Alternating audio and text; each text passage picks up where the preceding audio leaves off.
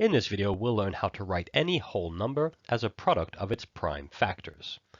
This is also known as the fundamental theorem of arithmetic. Let's remind ourselves of what we mean by prime numbers. Now, a prime number is any whole number that can be divided by both 1 and by itself, but nothing more. So the first few prime numbers would be 2, 3, 5, 7, 11, 13, 17, 19, and so on. Now you can take any one of those numbers there and ask yourself whether or not it has any factor other than 1 and itself. And you should quickly see that the answer is no. For instance, 13. It has no factor other than 1 and 13. Now what the fundamental theorem of arithmetic states is that any whole number greater than 1 can be written as a product of prime factors. Now what we can take away from that, and what's going to be useful for us, are two things. First, a whole number is made by multiplying prime numbers together. And that's always true. Any whole number you can think of is made by multiplying several prime numbers together. One or more prime numbers together, I should say.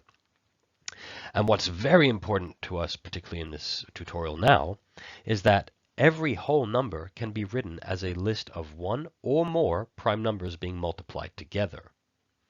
Now, by the end of this, we should know how to do things like write 36 as a product of its prime factors. Indeed, we'll be seeing that 36 is equal to 2 times 2 times 3 times 3. And we can, of course, write that as 36 equals to 2 squared times 3 squared. Now, notice that both 2 and 3 are prime numbers, and that is what we mean when we say that we'll be writing whole numbers as products of prime factors. We mean that we're writing it as the product of prime numbers being multiplied together. Now, let's get ready. We're about to work through a few worked examples. Okay, so let's look at a couple of examples of how to write a whole number as a product of its prime factors. Now we're given two examples here. We'll start with the left-hand side one, in which we're told to write 150 as a product of its prime factors. So the way we're going to do this is as follows. We'll start by writing 150, and alongside that to the left, we're going to draw a vertical line.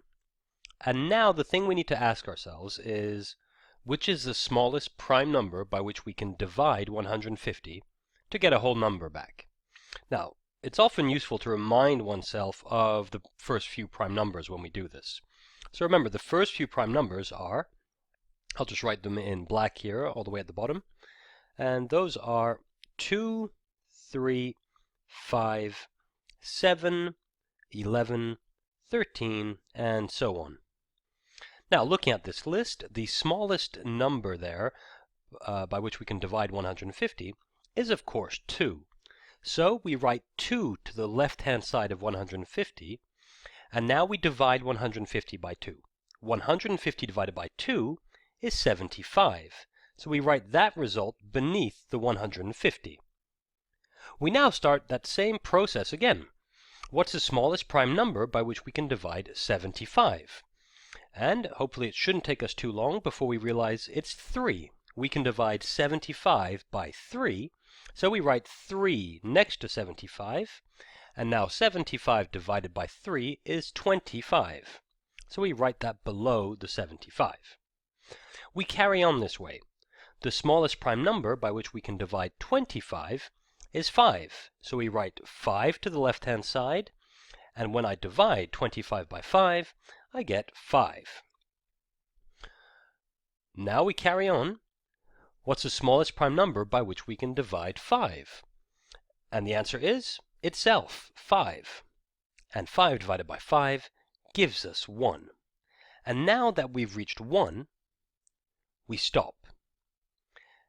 And in fact, we've got everything we need on the left-hand side of this table. In fact, we can write 150 is equal to 2 times 3 times 5 times 5. That's 2 times 3 times 5 times 5. That's equal to 2 times 3 times 5 squared. And there we have it. That's how we write 150 as a product of its prime factors.